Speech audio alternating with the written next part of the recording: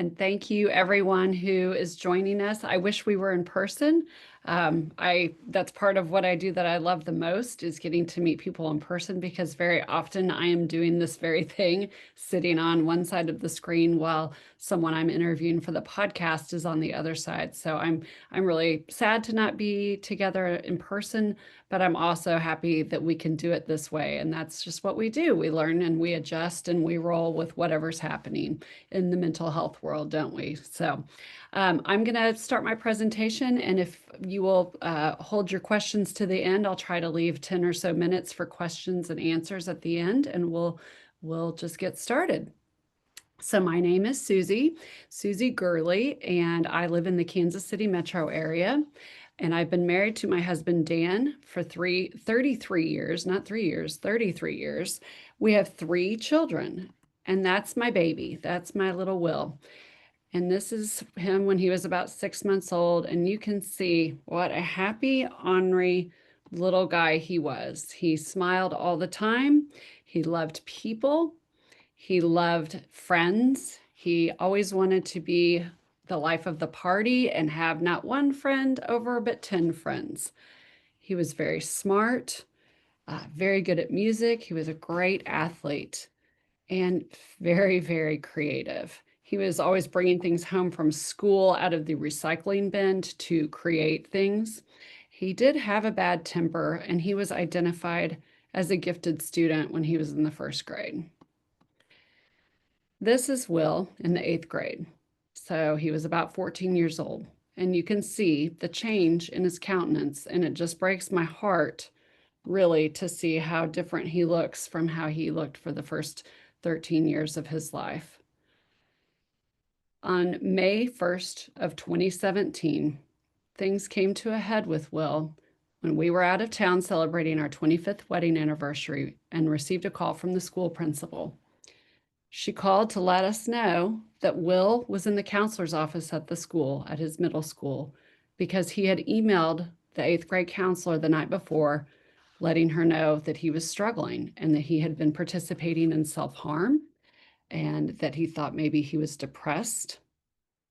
We had had a few red flags, maybe the months leading up to this, but that, of course, was in hindsight, things that we didn't necessarily recognize as red flags that, looking back, we should have realized what was going on. So we were immediately kicked into action after we got over the initial shock of learning that our son was engaging in self-harm and depressed and anxious. We started getting on the phone to get him into therapy, and we were super fortunate to be able to get him into a therapist within a matter of days. Like I said, this was 2017. This was pre-COVID, and even then it was tricky to get in. We got in on a cancellation, and I'm super thankful for that. And I know how hard it is to get in to see therapists and professionals. He spent a couple of hours with the therapist, and she called us in and said, "I think Will is clinically depressed and needs to see a physician." So my husband, who has a friend who is a child psychiatrist, got on the phone, called the friend, and our friend said, "I want you to bring Will over right now." And again, those kinds of things don't happen. It was just, we were fortunate to have a friend in that field. So we took him to see the psychiatrist, and the psychiatrist diagnosed him with clinical depression and anxiety. And he handed us a stack of prescriptions, and we walked out the door, and that was the end of our story, right? Shortest presentation ever. Wrong. What we didn't know then, that we certainly know now, was that this was just the very beginning of the long, hard, scary journey. The marathon had just started, and we were barely past the starting line. As the days and weeks ensued, he was in therapy 3 times a week, and we learned a couple of weeks in that he was ideating suicide. We didn't know that initially.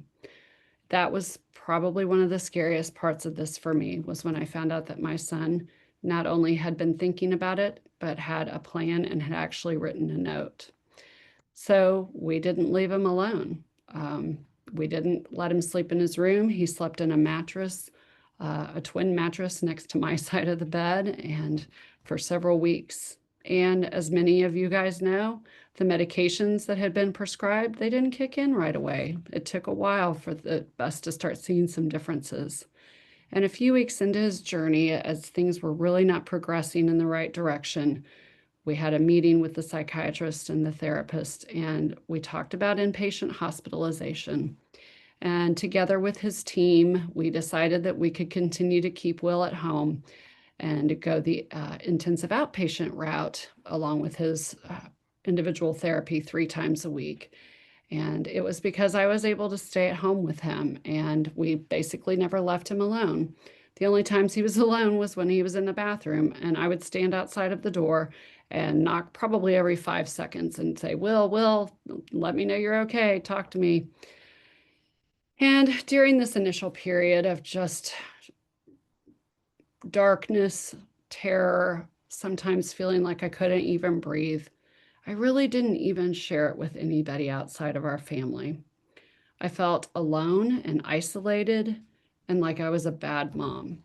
And I didn't want to share with other people because I felt so much shame that I had failed as a mother. But after countless hours and months in therapy, intensive outpatient treatment, medication, and some life changes, Will was on the road to healing. He still had some struggles.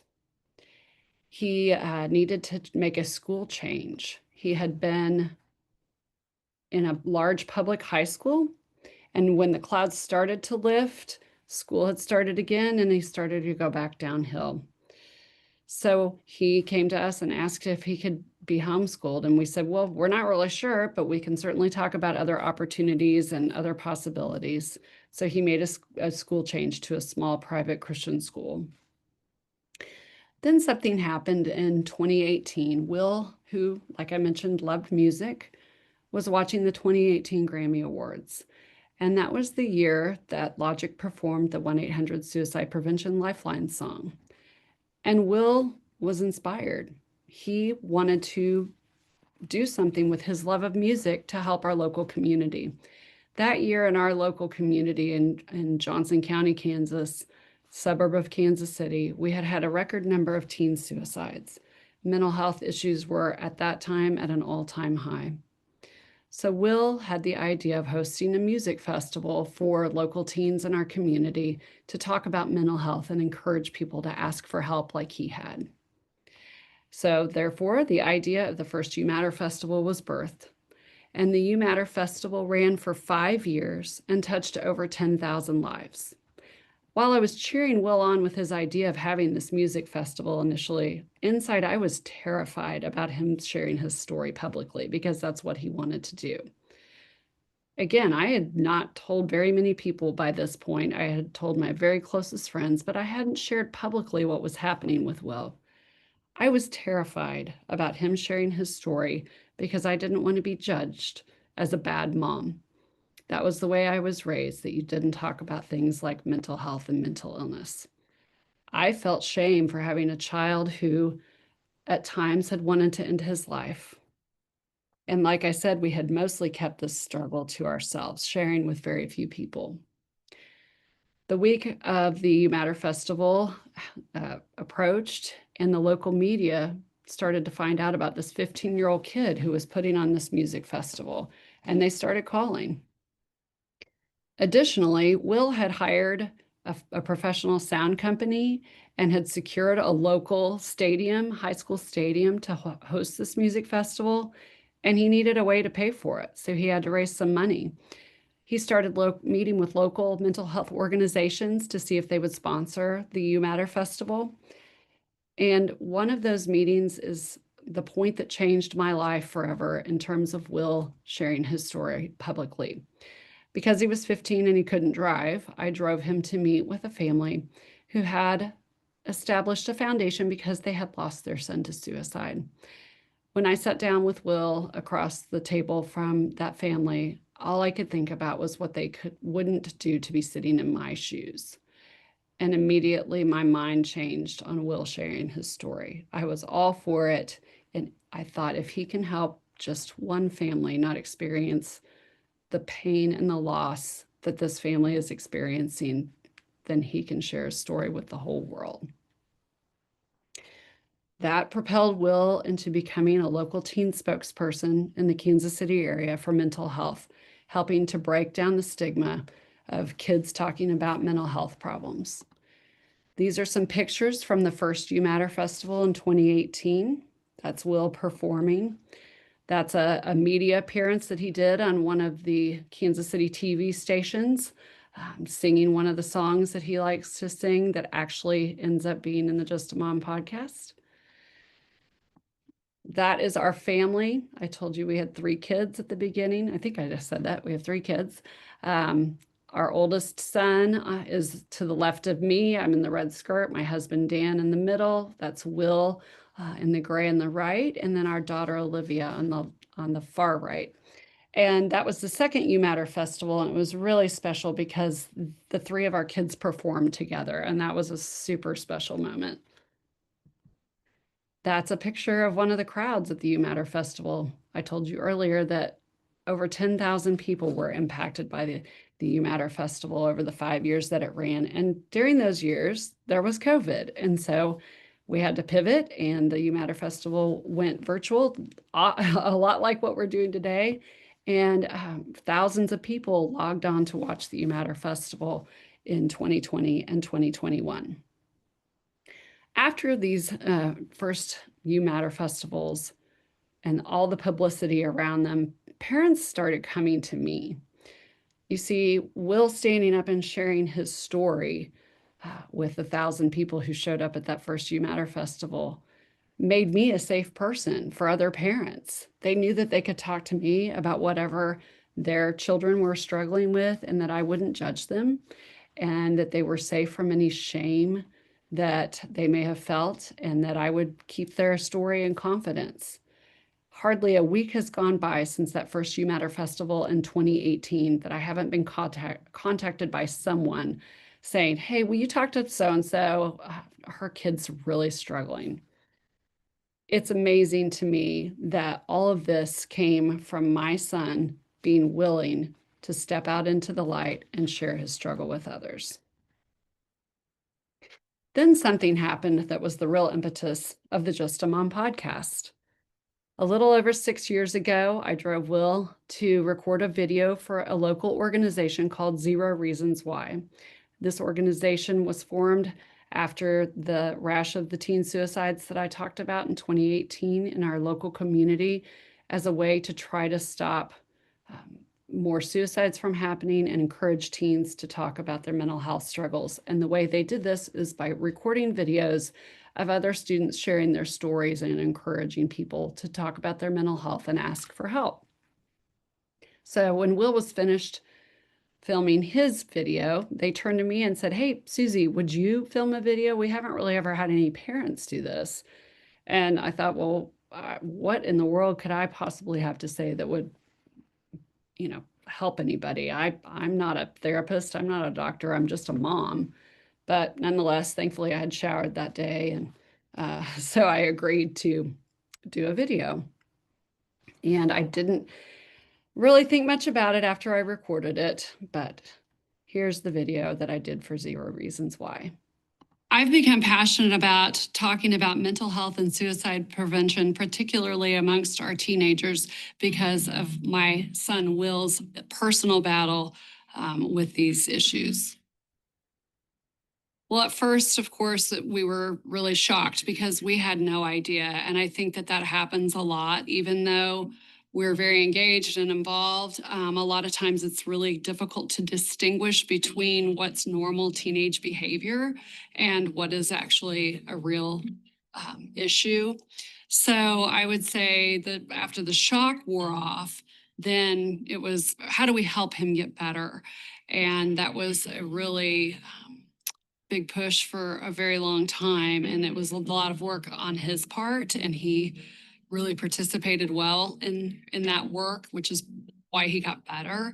But it was also a lot of work on our part as well. I do remember feeling particularly when Will was at, I would say, his lowest point, very isolated. I felt like not very many parents, if any parents, would even understand at all what I was going through as a mother, watching her son struggle so dramatically. And what I would like to tell parents is that's just not true. There are so many parents who are in the same situation that I was in, that we were in. And we know the statistics show that the number of kids who are struggling with mental health issues now are just staggering.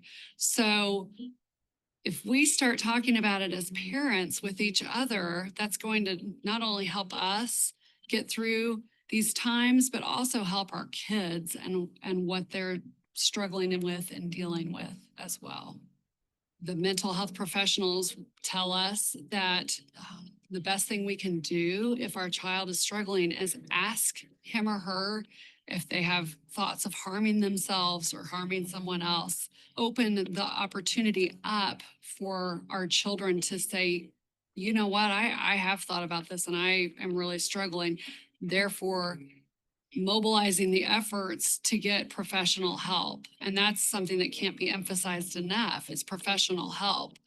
It's all well and good that I want my son to get better, but I don't have the tools. I'm not a physician. I'm not a counselor or a social worker, but I know how to make phone calls and make appointments and get the resources necessary in order to help my child.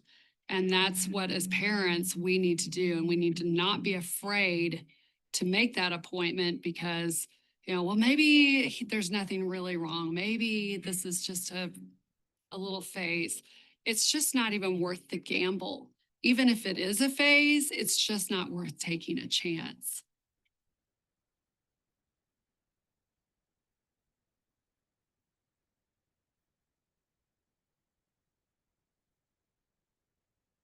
So I left that recording and promptly forgot about it. And a few months later, when the video was released on social media, my husband was scrolling Facebook one night and said, "You know that video that you did for 0 Reasons Why? It's been seen 10,000 times." And if you're like me, you're sitting there thinking, why in the world would that video be seen 10,000 times? There was nothing special that was said. And after some talking about it and thinking about it and personal experience, I realized that people are still just really not talking about this. And I said something, and that's why it resonated with parents. And our kids are really, really struggling. And I've got some statistics, which will not be anything new, I'm sure, to most of you, that in 2019, 1 in 5 adolescents ages 12 to 17 had experienced a major depressive episode. 2022 data shows that more than 1 in 3 high school students experienced poor mental health during the pandemic. This one really, really gets me. In 2022, nearly half of students felt persistently sad or hopeless. Wow, that one is just, golly, terrible. And we know mental illness does not discriminate based on race or socioeconomic status. Got some more stats from our friends over at NAMI that 1 in 5 US adults experience mental illness each year. Some people are now saying 1 in 4. So I think that stat is changing. 1 in 20 US adults experience a serious mental illness every year. 1 in 6 youth age 6 to 17 experience a mental health disorder every year. 6, that is so young. 50% of lifetime mental illness begins by age 14 and 75% by age 24. And I experienced that. Will was 14 when his battle started. And this one is heartbreaking to me that suicide is the second leading cause of death amongst people aged 10 to 14. I just interviewed a dad in the last few weeks who lost his 11-year-old to suicide. It's heartbreaking. So what all these numbers and this research showed me is that so many parents are going through the exact same thing that I had. And I know personally that there were just hardly any resources for parents of mentally ill children when Will was struggling. I looked for them. I couldn't find anything except for one book. And unfortunately, even now, there's still so much stigma surrounding mental health, particularly with my generation and the generations ahead. I believe that the younger generations are doing a much better job of breaking down the stigma of talking about mental health, but it's still there. Of course, we know that there's so many myths about mental health problems that we're all working very hard to dissipate. But because I have a background in journalism, and I started thinking about what am I going to do with this? What do I need to do with the fact that I said something and it got people's attention? I thought about writing a blog. And then my husband, who's the idea guy, he said, why don't you do a podcast? And I thought, what's a podcast? No, I'm just kidding. That usually goes over better in person when I can actually hear some laughs. But I can barely turn on a computer. So I'm thinking, why in the world would I do a podcast? I have no knowledge on how to do something like that. But again, I started doing some research and I couldn't find anything, any kind of podcast out there that was parents talking about their children struggling with mental health issues. And I figured it's because we're just still really not talking about it. And I thought about all the parents who've come to me over the years to talk to me about their child's struggle in private. And they didn't want people to know. And I thought about how powerful would it be if some of these parents would be willing to share their stories. So I got to work on the Just a Mom podcast. I share the real stories of moms and dads who've walked the lonely, scary road of parenting a child with mental illness and mental health issues. I want to bring these stories to parents just like you and me, parents who feel like no one in the world will possibly understand what they are going through, and parents who are terrified that their story won't end well. I want them to know that I and countless others felt all these things. Parents who have no idea what to do or who to call when the crisis hits. And I want them to hear that we got through it and that our child is still here and he's mostly thriving. I've got some updated pictures of Will. At this point, these are not super updated, but his updated journey after he started really experiencing some good health and wellness. Will discovered his love of musical theater when he was in high school. That's one of my favorite pictures from him in high school because the smile is back, the smile that was there when he was a little kid up until he was about 13. That's his senior picture in high school. And that's another one of my favorite pictures. It's a candid shot from when he was getting his senior picture taken. And I was not prepared to have my picture taken, but it was just a sweet moment between Will and me. That's a picture from college and another picture from college. And I will tell you that Will's journey has not been linear. Like I said, he is still here and he's mostly thriving, but he struggled in college. College was very difficult for him from a mental health perspective. He transferred twice. He went to 3 colleges in total. This is at his last school, which was a Kansas City area school. He ended up deciding that the best thing for his mental health was to come closer to home where he could be close to his family and his mental health supports.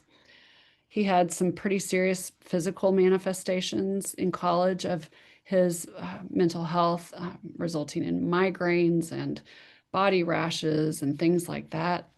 He even had to leave a job one summer because it was taking too much of a toll on his mental health and he was getting really depressed again. And what we know is that Will has a chronic disease that needs continual monitoring and treatment. That is Will. I got to show you that one. That's one of my favorites. He just got married. So that's the highlight. He got married a few months ago. That's his bride, Kaylee. Um, the other thing that I started including pretty early on in the Just a Mom podcast, after I had started very tunnel visioned on parents, was that I really needed to get more mental health resources and information out to people. Pretty much every parent that I have talked to date and interviewed for the podcast has said they didn't know what to do and they didn't know who to call when their mental health crisis hit their child. So I do a lot of interviews with experts, organizations, programs, mental health resources. And maybe while we cannot prevent a mental illness, maybe we can help prevent it from becoming a crisis. I also started including stories of people with lived experience. I had a great conversation in the first season of the Just a Mom podcast with a former teacher of my older two kids who reached out to me after he had heard some of the episodes and wanted to share with me what he had been through and his mental health struggles. And after he talked to me about what he had been going through, I decided that that would be a great way for people like me who haven't experienced a mental health issue to hear from an adult with lived experience. That sometimes an adult can really communicate what they're feeling and what they've experienced in such a personal way that it can help those of us who have not battled a mental health issue to maybe just understand it a little bit more. During the process of recording the first season of the Just a Mom podcast, I also realized that parents of any age child could benefit from listening to all of these episodes. I really, really wish I had heard all of this 29 years ago before I had my first child. I would have parented so much differently, and things have changed a lot in almost 30 years. I know that that is true. And my hope is that parents of young children will learn from people like me who have experienced a mental health crisis in their families and listen to some of the stories and the resources and make a few changes in the way they communicate with and parent their kids. I also incorporate stories of substance use disorder, which is a mental illness. There's such a crisis, a fentanyl crisis in our country, where there's so often also a link between a mental illness and substance use disorder. I've had the privilege of interviewing parents who have lost children to fentanyl. I also have the privilege of interviewing people whose children have overcome addiction. I've also had the distinct honor of sharing stories of those who have lost a loved one to suicide. Those whose stories did not turn out the way that they wanted them to, and yet they still find hope. And there might be some of you in the audience today that this is your story. And what continues to inspire and humble me is that people who have lost a child or a loved one to suicide still find a way to have hope, get out of bed every day, put one foot in front of the other. And so many of the people that I have met along the way and have interviewed for the podcast who have lost someone to suicide, so many of them are working tirelessly to prevent suicide through various and assorted organizations and work that they are doing. They want to help just one family not experience the tragedy that they have. My hope is that by sharing these stories and resources that people will be encouraged to talk about their issues or their family members' struggles so that we can get rid of the stigma. I want people to know that they're not alone and there is hope. So, I'll play a little teaser of the podcast here.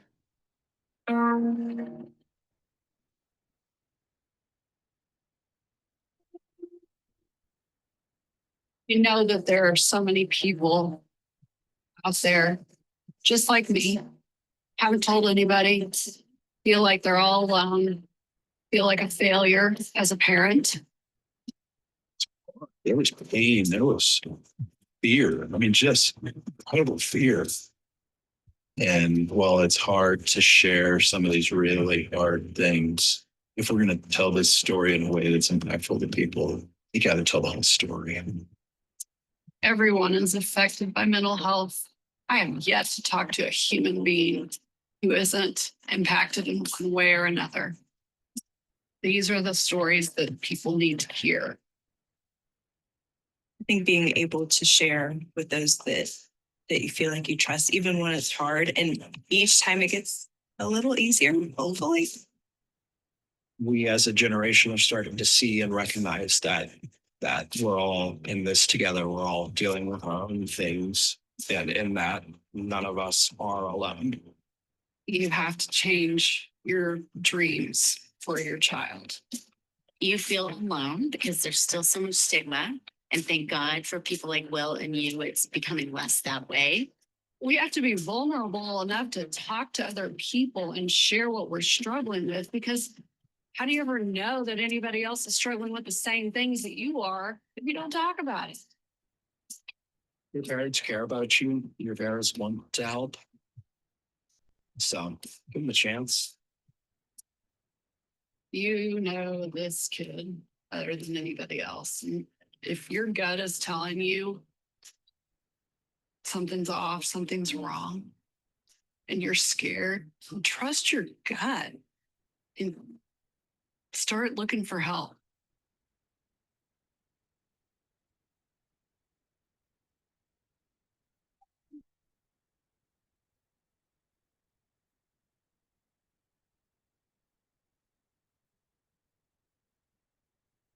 I shared this video and the 0 Reasons Why video, not because I like to watch myself on camera. It's quite the opposite. It's still really difficult. I have gotten used to listening to my own voice, though, throughout the podcast.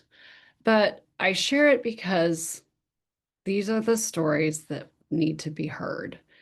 These are the stories that I wish, when Will's struggle started back in 2017, that I could pull my phone out, put my earbuds in, and listen to an episode of a mom sharing her story of her child struggling with suicidal ideation. Or if I had a daughter with a serious eating disorder, or if I had a child who battled substance abuse disorder and had been in and out of rehabs and in jail.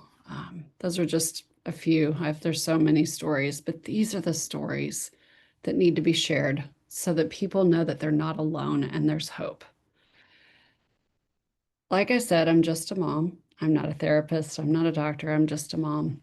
But I have learned a few things in the last 3 years since I started the podcast, 120 episodes into it, that I would like to share. And I will go over these pretty quickly because it's a decently long list and I want to leave time for questions, but we'll go over them pretty quickly. Okay.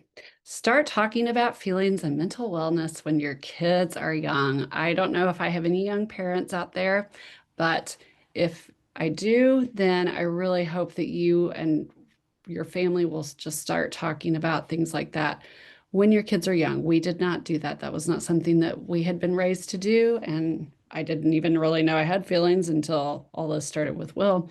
There's a great book out there called Elmo is Mindful. If you have young children or you work with young children, great book. Highly recommend it. And then if you didn't do number one, and you have older children or teenagers or even adults like me, it's never too late. Have grace for yourself. I've had some really amazing conversations with my older 2 kids about things that I wish I could go back and redo. And I'm modeling new behavior for myself too. And so I think that there's never a point in time where we can't have an influence over our children, no matter how old they are.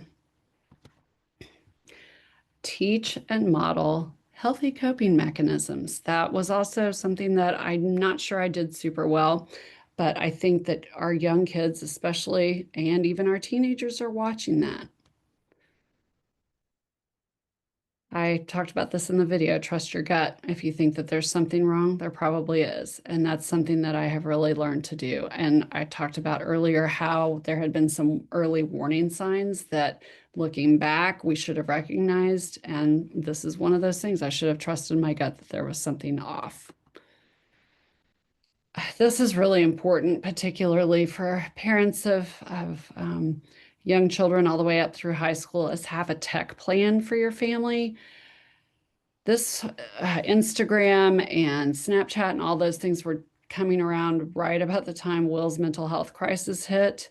So my older two were kind of on the beginning cusp of that as they were in high school, but this was happening when Will was in middle school, and now it's everywhere. There are probably social media platforms that I don't even know what they are, but Screen Sanity, which I've got the reference up there on the screen, is an amazing national, actually international organization that works with families on having a technology plan and how to help your children learn to use technology in a healthy way. Start somewhere. This is, I've heard so many parents be paralyzed with fear and not knowing what to do, and not doing anything is not the right answer when your child may be having a mental health crisis. Even if you don't know what to do, start with your school counselor, insurance company, primary care physician. We are so fortunate here to have an amazing local community health center. These are great places to start and just get the ball rolling and getting some help. Educate yourself about mental health and mental illness. I know I have a lot of probably mental health professionals in the audience, so this might sound funny to you, but for those of us who are just moms or just dads, and I know that there are a lot of us who attend the National Federation of Families Conference because that's one big focus of theirs. It's really important to educate ourselves about mental health and mental illness. And if you're married, take care of your marriage. A lot of marriages take a real hit when a mental health crisis hits their family. We were fortunate that I was fortunate that my husband and I were really on the same page from the get-go in terms of agreeing with Will's care and diagnosis and steps that we needed to take as his parents and as a family. And I mean, it was a long haul before we had, many dates or anything like that, but it's just important to keep the lines of communication open. This is one I did not do well at all. Don't forget about your other children if you have them. Will is our youngest child, like I said, is our youngest child, and our daughter was in high school and our oldest son was in college when his mental health crisis started. And we did a very poor job of this. Thankfully, they were both old enough that they were somewhat self-sufficient, but they still needed to be included in the family issues. And we didn't do a good job of that. And we have had the opportunity to apologize to them about that. But make sure if you have other children and you have a child going through a mental health crisis that you don't forget your other kids. Do what you have to do to keep your child alive. Boy, I know a lot of parents who've lost children who have told me like they did everything they could. And one thing that I have absolutely learned, and I already knew this based on my experience with Will, and I even talked about it in that 0 Reasons Why video, is that Will got better because he wanted to get better. And unfortunately, sometimes the mental illness is so severe that a person can't see a way out. And I have not experienced that, but I've talked to enough people who have that I understand that sometimes the illness wins. And this statement is not to shame anyone who has lost someone to suicide, but to encourage families to do things if there's someone who's battling with suicidal ideation in their family, to take the necessary steps to remove things, etc., from their homes. I've talked to many parents who haven't done that, and so that's why I include this. Celebrate the small victories. This was something that we realized early on we had to do because it was just like every day felt like trudging through mud. When Will smiled for the first time in months, we noticed. When he got to the point where he told a joke, we celebrated that. Anything that you can see as forward progress of the clouds lifting, of things looking a little bit brighter, something to celebrate. Yep. Sorry, there we go. Consider taking a break from social media. I know I told you like Dan was a big Facebooker at that time. He has actually since gotten off of social media, and I've never been big on social media. But I have talked to so many parents who have had a child inpatient hospital and like during prom or graduation, and it's so painful when your child is supposed to be part of that, and instead your child's in the psychiatric hospital instead of doing the, quote unquote normal things of graduating or going to the prom or playing in the band. It's really hard to see everybody's highlight reel if you have someone struggling. So consider taking a break and don't blame yourself like I did. I thought I did something to cause my son's struggle. And what I thankfully learned through my own therapy and continued work is that I didn't do anything to cause this. If someone shares with you that they're struggling, ask if they are considering suicide. This is something that comes up on almost every episode of the Just a Mom podcast. There's still this misnomer that if we ask someone if they're considering suicide, then we're planting ideas. And what we know is that is absolutely not the case, that it actually can be a preventive measure to ask someone if they're considering suicide. And then that helps us to know, what do we need to do next? Do we need to call 988, etc. This is such a good one that I learned from an interview early on. Listen for understanding, not to predict how you're going to respond. Oh, I did not do that very well as a parent. And I still work on this, and how important it is to validate feelings of any age person, children, adults, and everything in between. Lean into the uncomfortable things your loved one may share particularly when Will was really, really at his deepest, darkest points. He was writing music as an outlet. And we got a phone call from a teacher because he turned some of his music in for a project. And she said, have you heard what he's recording? It's pretty dark. And then we listened to it, and I put in a 911 call to his therapist, and she said, that's actually really good. He's expressing his feelings in a healthy way.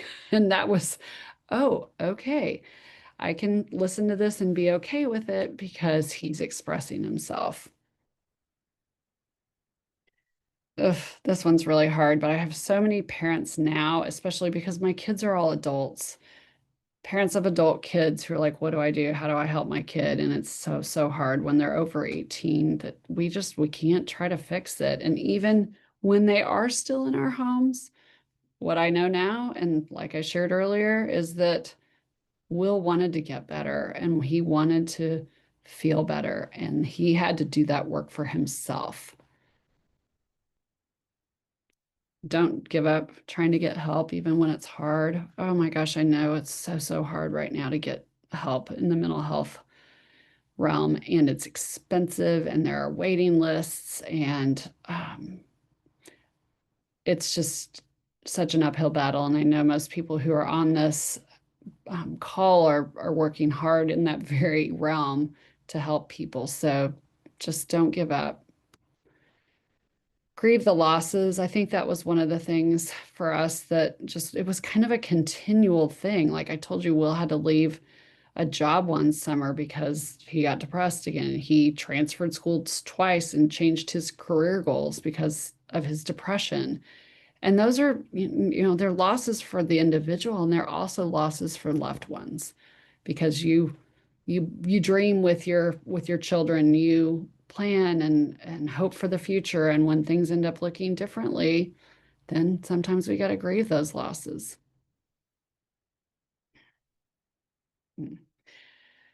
This was something I learned from one of the guests in the first season, that when her son was put into the hospital, there was no real discharge plan.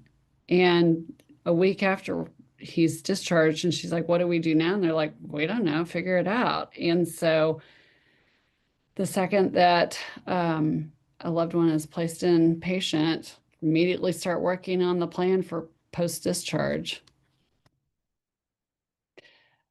I like this one. I always say, mental illness is not something that people bring you a casserole when they find out your family member is struggling. Like if my son had cancer, we would be telling everyone and we would have a meal train. Well, let's maybe set up a meal train for ourselves when we have someone who's really struggling in our family. Or even better, when we find out that we have a friend who's got somebody struggling, let's do it for them. And when you're ready to help somebody else give back, that doesn't necessarily mean sharing your story publicly on a podcast or on TV or whatever, but there's always ways, and so many of you, probably all of you actually, who are here today, do this very thing every day, giving back. It helps us just to validate our own experience, and it's a way of continuing the healing. Asking for help is not a sign of weakness. It is a sign of strength. I love that one. Oh, 988. I just cannot say this enough. I just told somebody yesterday to call 988, not because someone was having a crisis, but because they thought maybe their kid was struggling. Well, guess what? This is an amazing free resource that we all have access to, and we don't have to wait until it's crisis enough. We can get off this call and call 988 right now, and somebody trained on the other end will help us. Okay, let's see. Breeze through these. Oh, you're not alone and there's hope. I just want you to know that. I want that to be the one takeaway, if nothing else, is that you are not alone and there is hope. And that's it. Those are you can scan the QR code and that will take you to the website for the Just a Mom podcast. I'm on all the major podcasting platforms, Apple, Spotify. Do have a social media presence because somebody does it for me. I told you I'm not really a social media person, so thankful for that. And I am ready to open it up for questions. So Sarah, yeah, I don't know how the best way to do that is, but I see in the chat, Betty is asking, do you mind talking about what you think helped Will want to get better? That's a great question, Betty. Thank you for that. Will talked about with us pretty in the first few months that when he was ideating suicide, it wasn't because he wanted to die, he just wanted the pain to end. And so when he realized that, he basically says he realized he was at a crossroads and that he could either follow through with his plan or he could ask for help. And he decided to ask for help. And he has said part of the reason was because of his family. And he thought about how much we loved him and he knew that and how sad we would be. And you can't make anybody think that. You can't make anybody want to get better. But he basically just got to that fork in the road and chose, I'm going to ask for help. Thank you. I don't know if there are other questions. Feel free to put them in the chat or to raise your hand if you'd like to ask it verbally.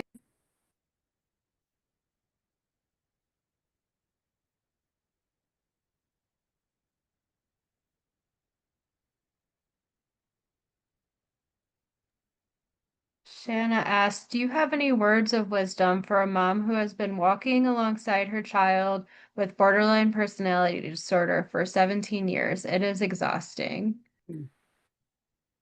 Ooh, yeah, borderline is a tough one. And I actually, one of my most favorite interviews to date was with a husband and wife who she has borderline and she also has serious eating disorder. But she, again, these adult experiences where they talk about what it's like to live with the serious mental illnesses are super helpful to me to understand. And I can imagine that one is a very difficult one to be a parent of. But I would maybe suggest that you go to the episodes. I can't remember. I think they're around episode 100. It ended up being 3 episodes because we talked for so long, and their story is so incredible. But the episodes are all on the Just a Mom website. But her name is Stacy and Doug. And they talk extensively about what her battle with anorexia and borderline has been like. So I hope that that helps.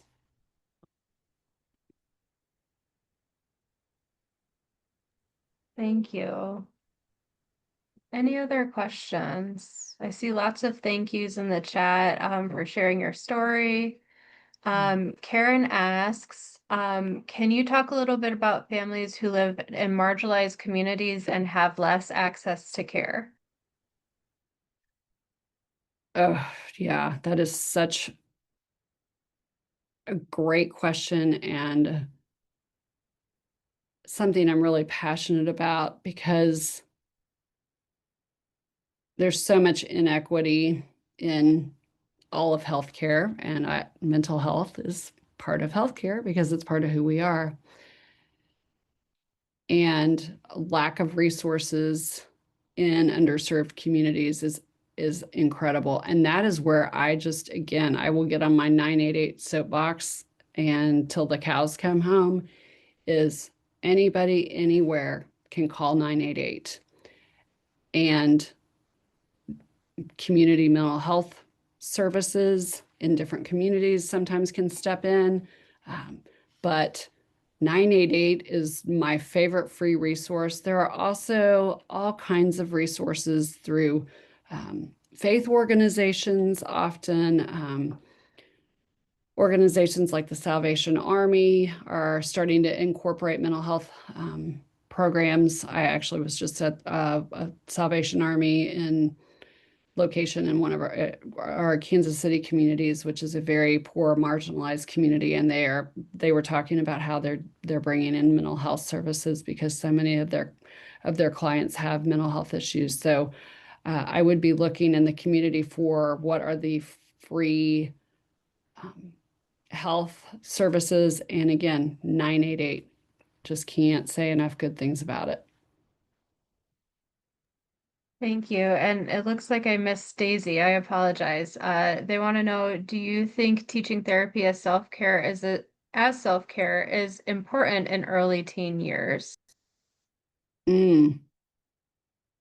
I think that one of the best things we can do in terms of encouraging therapy for our adolescents and teens is destigmatizing it ourselves. Like, I went to therapy for years and I never told my kids, like, oh, I went to therapy today to work on my childhood issues. And I think I could have modeled that, right? I could have modeled how I was caring for myself by tending to my childhood wounds, and that could help open the door for a teen to say, I'm struggling and maybe I need to go to therapy. I think it's great if you could encourage therapy as part of self-care. And I can also see, teenagers teenagers are difficult a lot of times. So that's probably one of those that I would follow the teens lead on if that's something they want as part of their self-care.